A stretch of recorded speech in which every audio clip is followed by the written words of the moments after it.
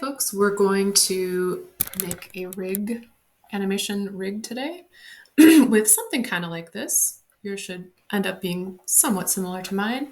So let's talk about doing this. I'm gonna make a new scene and I'm gonna get rid of the cube. I'm gonna go into the front facing mode by hitting 1 on the numpad. And then I'm gonna add in a cylinder and we're gonna scale it along the Z axis to kind of make it kind of like a straw shape. Okay.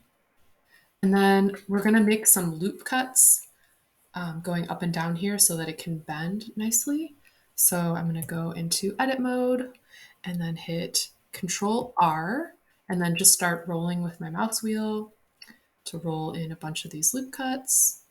And I'm going to put kind of a lot. That looks good. And then I have to click again to accept it.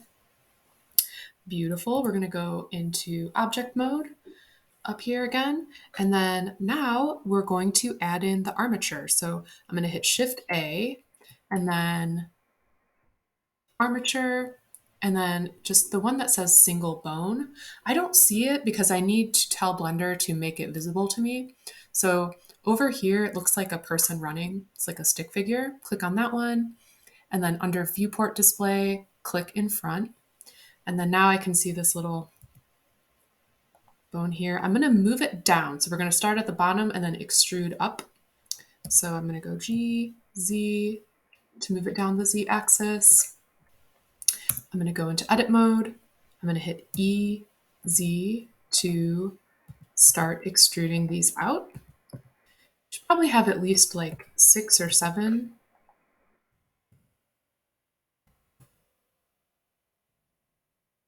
Okay. And now we're going to go back into object mode, select your mesh, the cylinder, hold down Shift and select the armature, then hit Control P, and then this is going to parent it. So it's basically connecting the two in a special way. And you want to pick the one that says with automatic weights right there. Click that.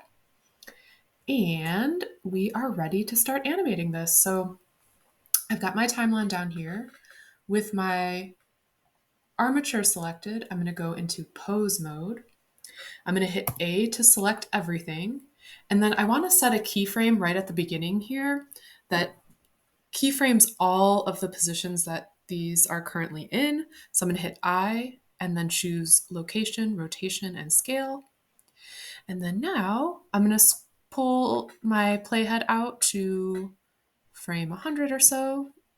And then I'm going to start rotating these. I'm going to rotate these along the Y axis like that.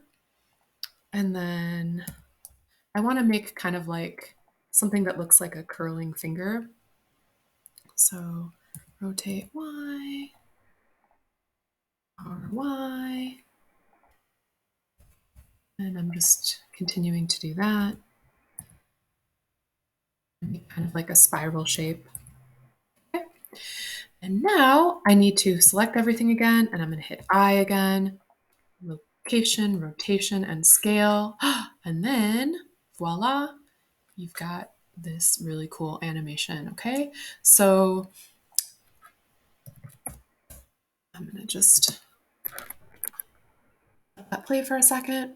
So that's it. That's the basics of rigging. We're going to use this next with a character. Good luck. Let me know if you have any questions.